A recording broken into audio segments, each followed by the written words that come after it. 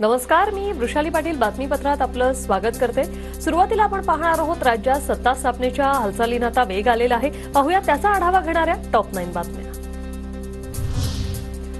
गृह खातं मिळालं तरच शिंदे उपमुख्यमंत्री राहणार। शिंदे गृह खात्यावर अडून बसल्याची सूत्रांची माहिती। गृह खातं न मिळाल्यास शिंदे दुसऱ्याला उपमुख्यमंत्री करण्याची शक्यता।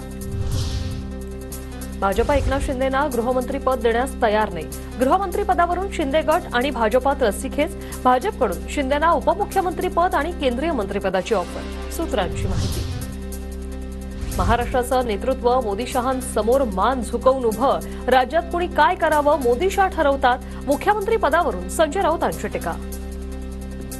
महाराष्ट्रातला कोणता व्यापार कोणी करावा हे सगळं दिल्लीतून मोदी शहा ठरवतायत आणि आमच्या महाराष्ट्राचं नेतृत्व हे त्यांच्या पुढे माना झुकवून उभा आहे, जी हुजूर करताय।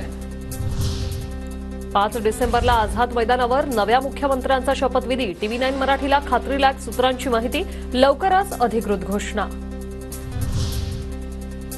राज्यात 26 नोव्हेंबरला राष्ट्रपती राजवट लागणार अशी चर्चा करणाऱ्या महायुतीच्या नेत्यांनी आता राज्य कुणाच्या भरवशावर सोडलं। सुषमा अंधारेंकडून सवाल करत महायुतीवर निशाणा। फडणवीस तिसऱ्यांदा महाराष्ट्राचे मुख्यमंत्री होणार। देवेंद्र फडणवीसांच्या नावावर महायुतीच्या बैठकीत शिक्कामोर्तब।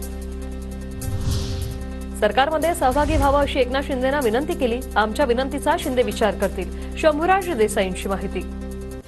विश की है कि उनके अनुभव का, उनके कार्य पद्धत का, उनके पब्लिक इंटरेस्ट में जो उनके डिसीजन लेने की जो उनकी कार्य पद्धति है उसका अनुभव हमारे सरकार को, इस महाराष्ट्र की सरकार को, महायुति की सरकार को मिले। पक्ष वाचवण्यासाठी शिंदेंकडे उपमुख्यमंत्री पदाशिवाय पर्यायच नाहीये। विजय वडेट्टीवारांचा निशाणा। तर शिंदेंचा योग्य सन्मान ठेवला जाईल असं दिल्लीतून सांगण्यात आल्याची केसरकरांची माहिती। मुख्यमंत्री राहणार आणि मंत्रिपदही घेतले। उपमुख्यमंत्री तर पुन्हा मोठी जागा आहे। त्यामुळे तयार होत असेल तर त्यांचा पक्ष वाचवण्यासाठी दुसरा पर्याय मला दिसत नाही। एकनाथ शिंदे राज्यातच राहणार। गृह खातंही आमच्याकडेच असावं। शिंदेनी उपमुख्यमंत्री पद न स्वीकारल्यास आमच्या मधीलच एक जण उपमुख्यमंत्री असणार। संजय शिरसाट यांची प्रतिक्रिया।